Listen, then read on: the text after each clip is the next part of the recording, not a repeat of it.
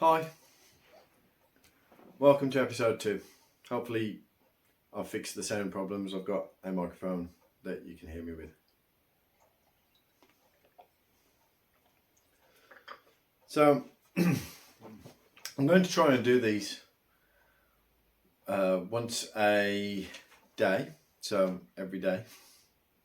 And I wanted to share with you something that came to my mind this morning while I was meditating. And I'm only going to say these out loud because I haven't thought about them. I've got something else to talk about. But while I was meditating, 3 phrases came into my mind. I don't think they were mine. So hopefully they've come from something higher than me. Or they've come from me and it's a higher part of me. Don't know. But the first one was, don't try. And I didn't take that to mean don't try to do anything or be lazy. I think it meant don't push too hard. The next one was let your mind be free. And bizarrely, as soon as that phrase came to my mind just went blank and opened up and it felt great. It was almost like, I don't know, dipping my head under a waterfall or something on a hot day. And then the other one was there is no point panicking. And that's it resonated with me a lot because I find myself panicking about things, worrying, making a drama, and especially when things are fine, I find myself panicking over nothing, and I know that that's caused by overthinking. You know, some people would call it stress or anxiety, but I just know that it's my own thoughts playing tricks on me, because usually the things are fine. It's very rarely that something comes along that completely shocks me or ruins things, and even then I've lived through them. So if you want to have a think about those when you're meditating, or let me know in the comments what you think about those. So don't try, let your mind be free, and there's no point panicking. So I'll get on with what I actually was going to speak to you about. And in the night, I had a thought about the burden of truth. So not the burden of proof. This is not a legal session or anything like that. But I was thinking about people who convince themselves that something that's not true or a lie is true. And whether that's their own truth that they're lying about or not believing, or whether that's the truth of the world and community and society, or whether that's somebody else's truth that they want to be true, that they spend their time actively believing, potentially knowing deep down that they know it's not true. Hopefully you followed me there, but basically what I'm trying to say is sort of honing in on something that they want to be true or they need to be true, but is actually not true. And I'm just going to unpack that a bit. So, if you think about the truth, and I'm talking in the English language sense of the word, as in something that is real and factual, in terms of today's norms and society. So, whatever happened in the past and whatever happens in the future, I can't be bothered to think about that. What I'm saying is the here and now, the truths that we have are the truths that we have. And I think this came to my mind because I'm having to accept that society and governmental things aren't going well. And for a long time I've been kind of kidding myself that things are going to get better in the UK, but I feel at the moment they're probably not. So I've got to accept that it's not going to get better. And this is not a political show, so please don't start commenting. If you believe it will get better, great, that's your opinion. But if you think about it in its fundamental truth, there I said truth again. If you have a small child and you don't teach them the difference between right and wrong in society's norms, or you don't teach them how to spell or how to do maths, or you don't correct them, then you're essentially allowing them to believe a lie. Now, obviously, I'm not there saying you've got to drum it home to them, but if you don't mention it, or if you don't correct them, or if you don't give them what is deemed to be truth and accepted widely, then you are encouraging that lie or that wrong to continue. So, and whether that's right or wrong depends on your beliefs and your individual approach to parenting. But if you think about the disservice that you're doing to them in fitting in to the wider society, then you're not doing yourselves or them any favours. So, for instance, if you watch them interact with another young person and they punch the young person for no reason and you don't correct it, then you're really you're complicit and giving the green light to them doing that when they're older. When they're younger, you've got an opportunity to shape them and tell them the difference between right and wrong. If you don't do it when they're young, then you will not get, there will be potentially a problem for society and yourself at a later point in time.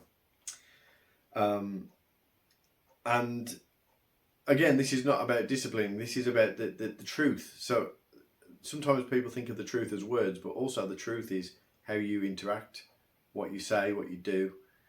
You know, it's more of the truth of how things are, not just what you've said.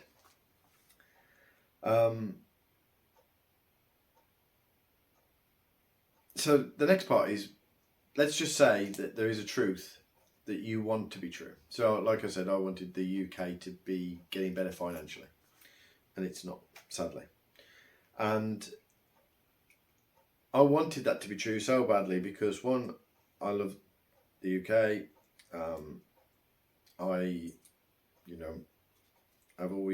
I've lived here all my life. I identify as UK British or whatever. And I don't want to admit that it's in decline or it's not doing very well, because I see myself as part of it. And I don't want to think that I'm not doing well. But while I'm convincing myself that it's doing well, as much as positive thought and belief can help, not acknowledging it at all is actually, one, a waste of time, and two, it stops any action to try to improve or reverse it. So I guess what I'm saying is, and the UK is just an example. So let's just say, I don't know, for instance, you, all your friends like craft beer. I do. But then you don't. But to fit in and not argue and not have a moaning session or the pee took out of you, you might pretend that you like craft beer. Now, yes, that might avoid short-term ribbing from your friends, but realistically, what is that actually doing to your mind when you're there sitting and paying for and drinking something that you find it not very nice? Or, yeah, let's think of another example. Like if you say that you are, I don't know, really good at a sport, but you always, you're scared of someone challenging you on it because you're actually not very good at it.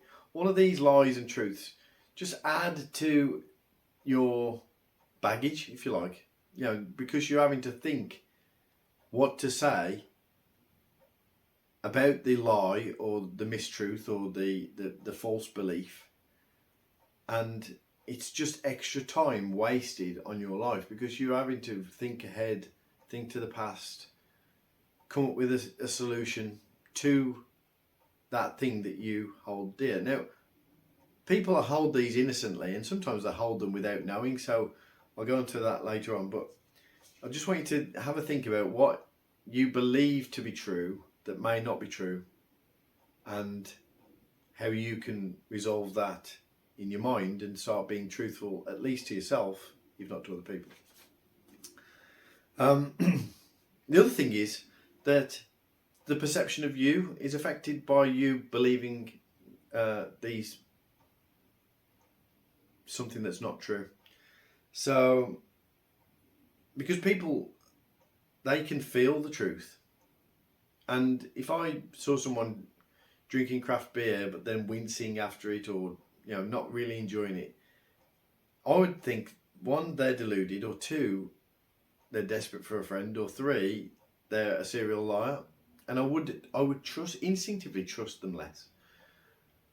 Now, hopefully my friends haven't trusted me less for thinking that the UK is doing well, because I think realistically that was just something in my mind, a belief. Whereas some things are really fundamental, like, let's just say baldness. I am a bald man, as you may have noticed. And when I was 21, I started going bald, and I did everything to try and stop going bald. So I took some tablets, I took vitamins, I rubbed things on my head. Someone told me that if you rub mustard on your head, they stimulate growth. So I was there, mustard, until I found out they were taking the mick. And what the next stage could have been was to wear a wig. Now, people wear wigs for different reasons, and I'm not judging people who do wear wigs. But for me, the fundamental truth is that I don't have hair. That's the truth. And I believe that if I started wearing a wig, one, people would think I'd lost the plot. But two, they would think I was delusional, because I'm deluding myself. And I'm trying to delude other people.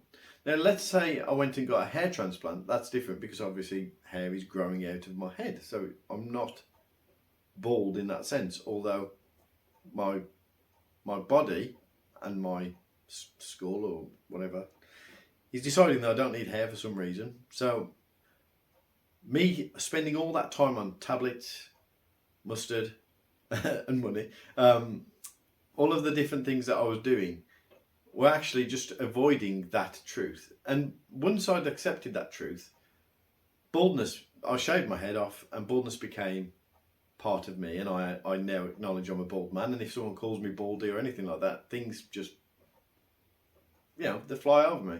Whereas if I'd got hair, or was growing it out to try and pretend I'd got hair, having a comb over, then it becomes a target. It almost becomes a self-fulfilling prophecy. Hope no one thinks I'm bald, but then people can see you're bald anyway, because you've either got a wig on or a comb over.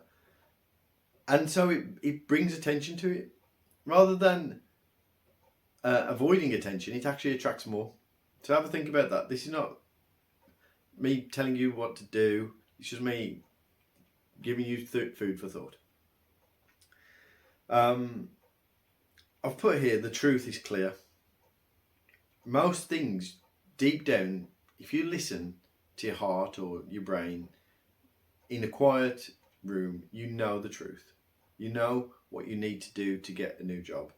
You know what you need to do to love your family. You know the things that you need to do. The more that you can act on those truths, and I recommend that you do, if you know the truth, yet you pretend you don't, I would urge you to start to follow the path of that truth. Because it's only you that you're kidding. So there's something called the Dunning-Kruger effect. Now, I'm not sort of a massive scientist or anything like that, and I'm not a psychologist, although I did do psychology at A level. But the Dunning-Kruger effect, I think, it makes people who are smart realise how dumb we all are. But people who are dumb, as in not very intelligent, believe that they are intelligent because they don't know what they don't know. So it's kind of a weird effect where you've got very super intellectual people, super intelligent people who see themselves as thick and really question what they're saying. And then you've got super dumb people, thick people, who believe that they are mega smart because they don't know all of the things that they don't know. So they're just believing their mistruth or lie. Now to them, they could go through life believing that they're super smart, and you see them every day at work. I'm great at this. I'm brilliant at this. I know the answer to this. I know is the worst part of the English language. It's the worst sentence, in my opinion. But those people are trying to convince you and themselves and spending a lot of time doing it and wasting a lot of time by making the mistakes rather than having a group think. Do you know any answers? I don't know. Admitting I don't know can actually save time, money, resources. But also, if you think about it in a family sense, if you've got somebody who's so pea-headed, and I'm looking at myself here, who thinks that they know the opinion of what we should do all the time. One, it becomes tiring for that individual. Like, it tires me out thinking that I'm always right about what I should do for the family. But also, it disempowers the other people in the family. So I have to work on that and try not to be just the constant voice. And here's me telling you what I think. But I'm trying to open my mind as well as yours. So the last one is, I want to talk about something that's a relatively recent, I say discovery, but a theory, is that there's something called the Johari window. Now, that sounds great. It sounds like a really mystical thing, but it's actually two guys, one called Joe, one called Harry. So it's the Johari window, really. But what it says is that there's 4 boxes. And on those 4 boxes, I'm going to have to write it out as I do this. But my pen has decided to explode on me, so it might not work that well. Let me get the pen out. Oh, this is embarrassing. Right, I'll get a pencil. So the Johari window suggests that our awareness is in 4 quadrants. So that's a square with 4 squares in, if you don't know what a quadrant is. And in there, you've got what you know about yourself, what you don't know about yourself, what other people know about you, and what other people don't know about you.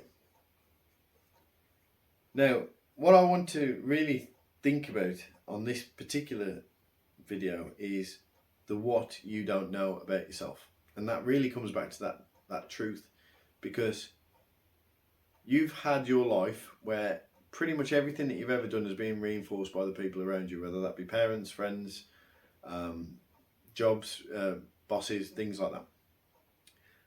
And it takes a brave soul, and I'm encouraging you to do this, is to think, if you hadn't engaged with all those people and had your behaviours and theories and everything else reinforced, what would you know, what would you learn about yourself that is a fundamental truth, such as, I don't know, I'm just trying to think of what mine might be. My fundamental truth is probably talk too much. Here I'm talking.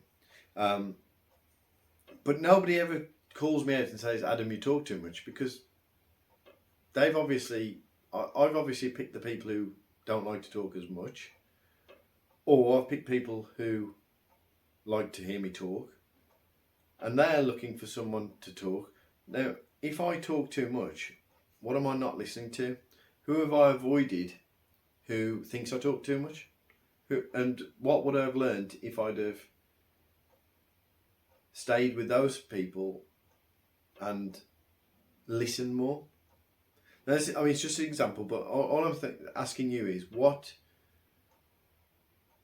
can you learn about yourself by closing your eyes, listening to the nature or listening to your surroundings, and find out what it is that you hold, that you think is true, that might not be.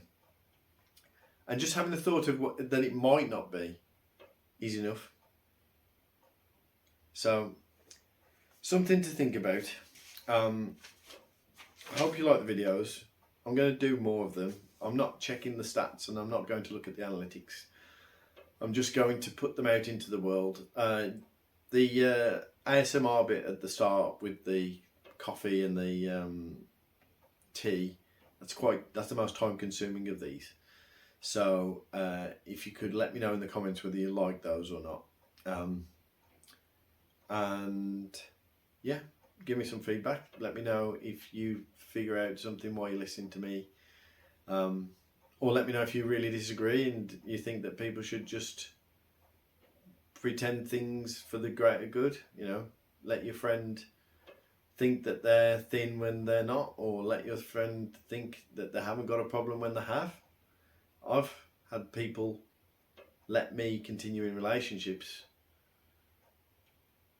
when they've known it's wrong, but only told me when it's ended, and I could have done with that advice during, because I'm listening and looking all around for reassurance and giving false reassurance, even though it's an easy to do, is not necessarily the right thing to do. So push yourself to be honest with yourself, but other people as well, if you can. Like, subscribe, bell button and all, and I'll see you in the next one.